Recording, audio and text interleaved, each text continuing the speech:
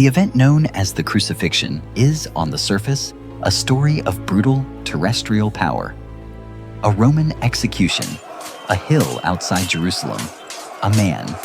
These are the facts of the physical realm. But from the earliest accounts, there were signs that this was not merely a human event. The sky darkened at noon. The earth quaked. The curtain of the temple, a massive impenetrable tapestry, was torn in two. These phenomena were not just for drama. To a rational, mystical mind, they are clues. Fingerprints indicating a concurrent event, a parallel process unfolding in a reality beyond our sight. The Gospels tell us what happened, but theological tradition, apocryphal texts, and mystical interpretation have spent 2 millennia asking how and why. What was the spiritual mechanic of that day? If this event was the fulcrum on which all history turned, it's illogical to assume it was unguarded. If it was a divine transaction, it required witnesses. If it was the declaration of a new covenant, it required heralds. And in heaven's complex hierarchy, 2 names consistently surface in traditions of divine law, power, and mystery: Michael and Uriel. This is not a sermon. It is a theological investigation. We're not discussing what to believe, but what the vast Judeo-Christian tradition has theorized about this event.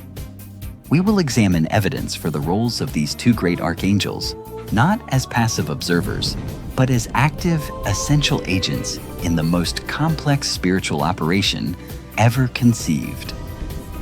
Before we explore the unseen, we must anchor ourselves in the seen. The canonical Gospels, the primary sources, give us a timeline of physical and metaphysical occurrences. Matthew, Mark, and Luke all record that from the 6th hour, noon, darkness covered the land until the 9th hour, 3 p.m. This was not a gentle dimming.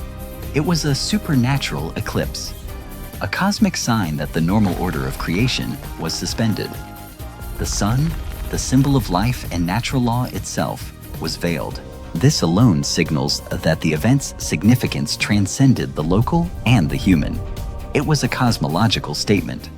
Then, at the moment of Jesus' death, Matthew's Gospel records an earthquake so violent that the rocks were split.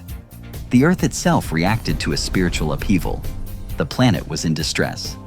But most significant of all 3 synoptic Gospels report the tearing of the temple veil. This was no mere curtain. Historical accounts, such as Josephus's, describe it as a colossal veil 60 feet high and 4 inches thick, so heavy that hundreds of men were needed to move it.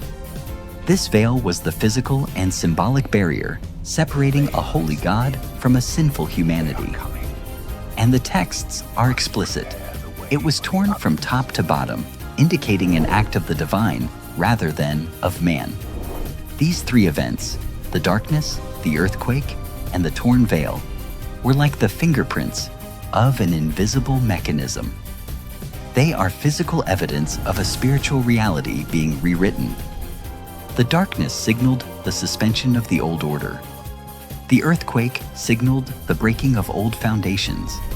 And the veil's destruction signaled that the barrier between heaven and earth was breached by a new protocol. But who were the agents overseeing the establishment of this new protocol? Let's analyze these clues like a detective. Darkness. In ancient cosmology, darkness wasn't merely the absence of light, but an active force, a realm unto itself. For the sun to be blotted out implies an occlusion, something spiritual interposed between the physical world and its source of light. Ancient traditions, for example, the Book of Enoch, speak of angels who govern the heavenly bodies. Uriel, in particular, is named as the angel set over the sun and stars. We will return to him later, but the concept is key. The physical world is administered by spiritual laws and agents. The darkness at the cross suggests that these governing forces were, at the very least, stepping back, or that a higher spiritual authority imposed its own shadow. This darkness was the shadow of a cosmic transaction. Lucifer, the prince of the power of the air, was watching his claim on the world, a claim held since Eden, being systematically dismantled. He believed he was achieving victory, finally derailing God's plan. In truth, he was orchestrating his own defeat. The darkness was the visible signature of this transfer of authority. The moment when the full weight of humanity's estrangement from God was placed on one point, and the natural world itself could not bear to witness it. Now, the veil.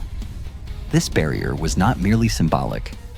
In mystical Judaism, it was understood as a real spiritual boundary maintained by divine power. Its tearing was not just a sign of access, it was the result of a catastrophic spiritual explosion, a dam bursting. In other words, the energy unleashed at Golgotha was no longer contained.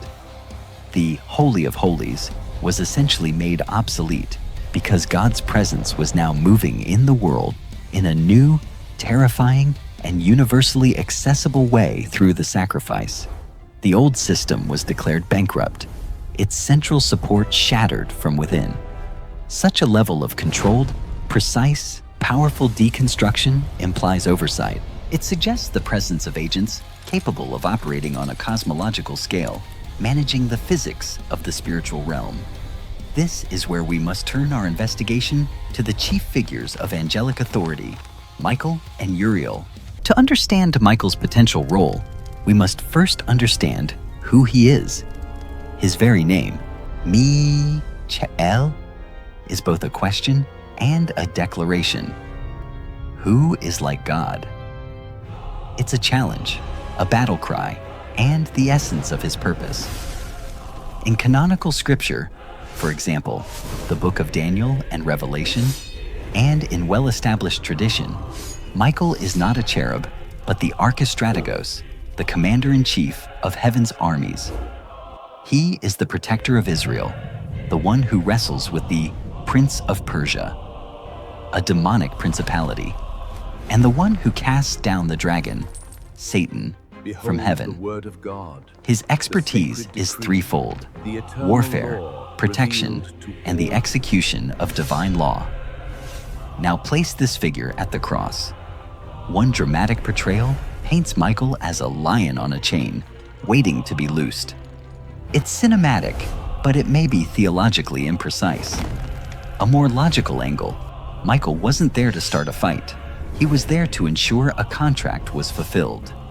The crucifixion was not a barroom brawl. It was a legal proceeding.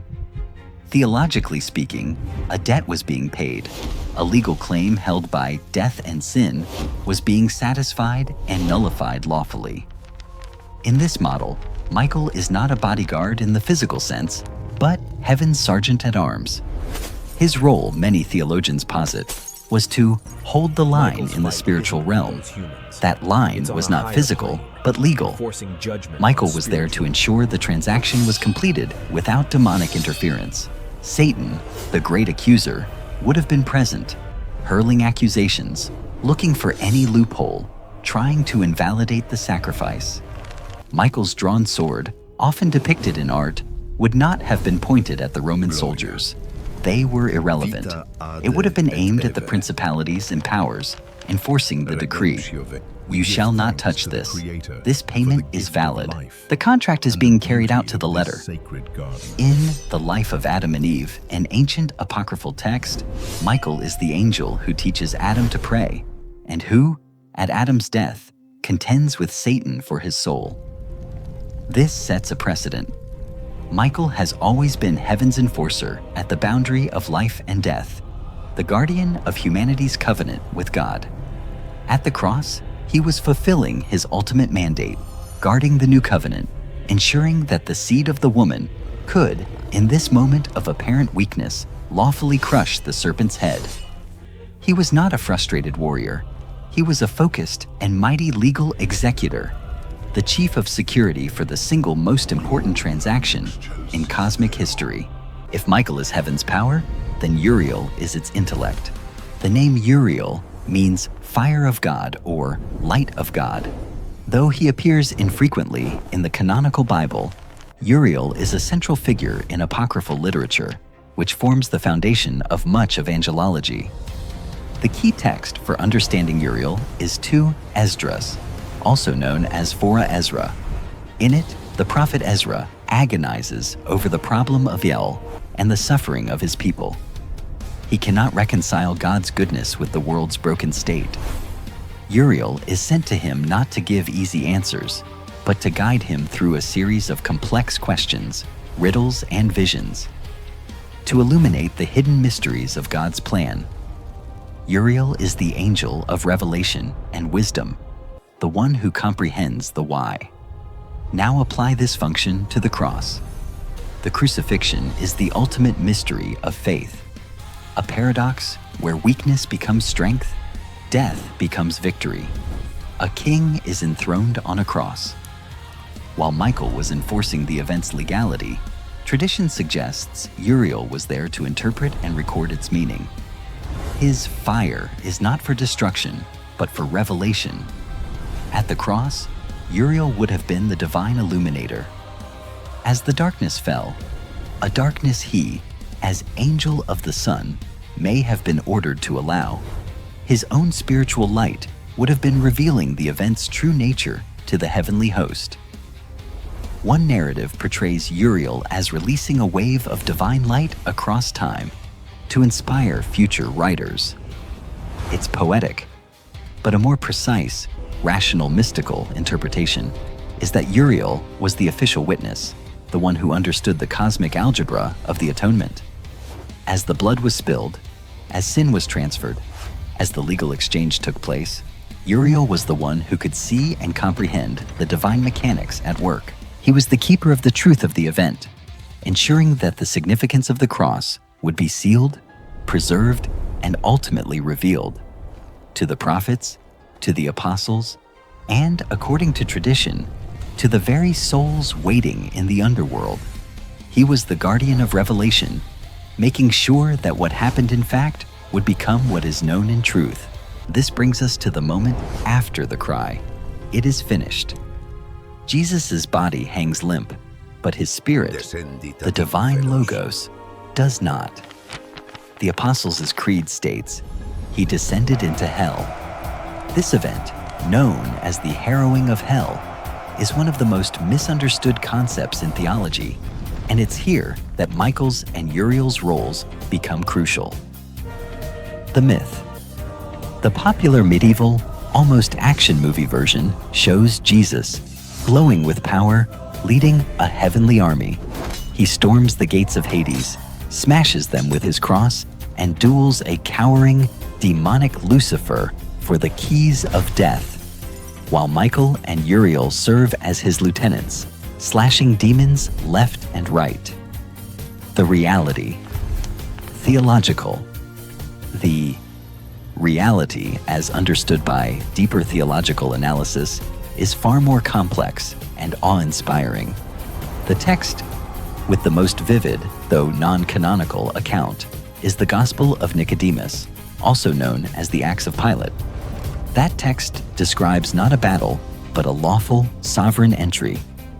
The hell Jesus descends to is Sheol, Hades, the abode of the dead, a prison for all souls, both the righteous in Abraham's bosom and the unrighteous, who died before the atonement. Jesus enters not as an invader, but as king.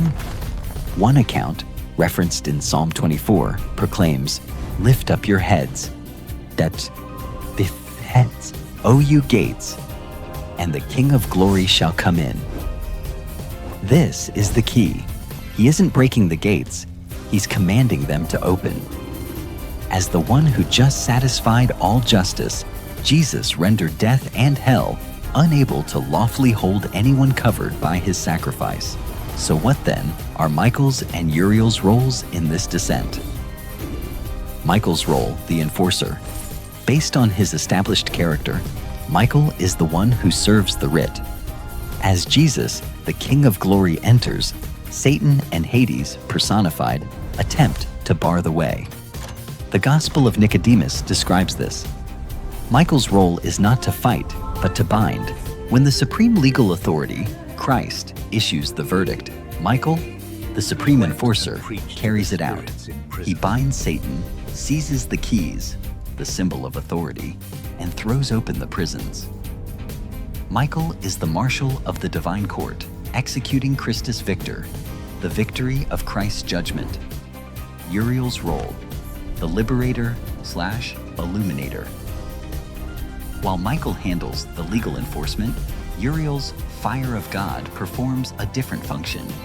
1 Peter 3:19 says, Jesus went and preached to the spirits in prison. This is Uriel's domain. The righteous dead, Adam, Eve, Abraham, David, John the Baptist, had been waiting, but they did not fully understand the nature of their salvation. Uriel, the angel of revelation, is the one who brings the light. His presence accompanying the Logos illumines that dark realm. He is the one who explains the mystery of the cross to the spirits, revealing how their liberation was secured.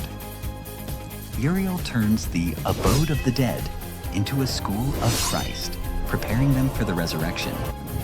So it was not a chaotic brawl at all. It was a precise three-part operation.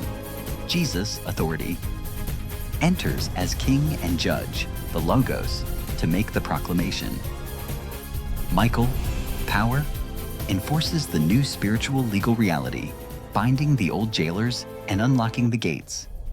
Uriel, wisdom, illuminates the waiting souls, revealing the meaning of their liberation. The Crucifixion, when viewed through this analytical, tradition-informed lens, transforms from a passive tragedy into an active, divine strategy.